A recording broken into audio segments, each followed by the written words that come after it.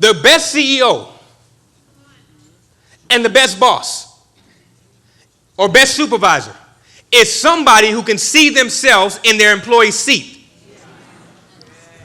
Now, if you're a CEO, boss, manager, whatever you want to call yourself, and you walk around in your own building, and when you see trash or something on the floor, you walk past it and call a custodian. You walk in your own building, you see that something on the glass, and you know where the Windex is and the towel is, but you call somebody else to clean it. That kind of says something about who you think you are. You prayed for God to give you the building, and you won't even have the humility to sustain what God has given you in the first place. When did you become so high and mighty that you can't pick up trash? You can't clean a window? Because now you're entitled. Watch this. He said, he who exalts himself. He didn't say he that the people have exalted. He never said he who God has exalted. He said he who has exalted himself, which means this person has given themselves high status. This person has given themselves high praise. This person has, I can't say that. This person thinks more highly of themselves than they actually are. And God says, what I'm going to do with the person who thinks so much of themselves, this is a better way to say it, the person who smells themselves, God says, is I'm going to actually humble that person. Right? Now they believe they're the wisest person in the world and they got the most power and they got authority. I'm going to show them that I'm actually God and they're not.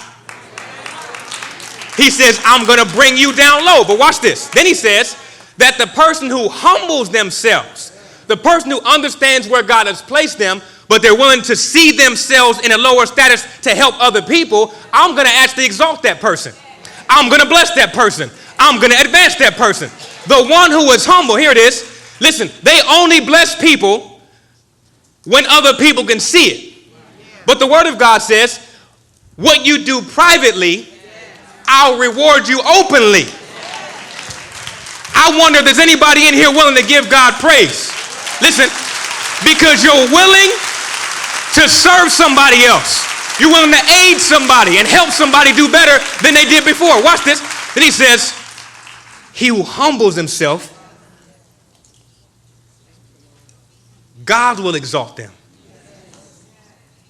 If God begins to exalt that person, there is nothing you or I can do to stop God from doing what he's doing in their life.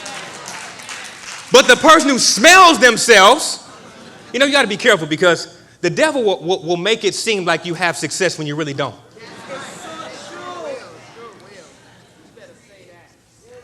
He'll make you think you have success when you really don't. Now, let me see. I'm going to say this. Jesus, some people are blessed because of the devil. No, I don't want to hear me. Yes, and not everything you have is because of God. Think about this. Matthew chapter 4, Jesus is being tempted in the wilderness. And the devil says to him, bow once and I'll give you everything here on earth. Bow once and I'll give you everything here on earth. Here's the problem. When Jesus went down, got up in 3 days with all power in his hands, the word of God says he had all power in heaven and on earth. You missed it. The devil offered him earth. Bow once, I'll give you everything that you see in this world on earth.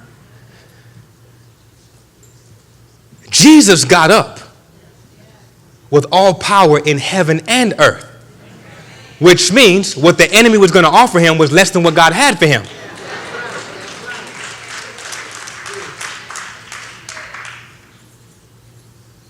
Why would you take less than what God has for you out of desperation?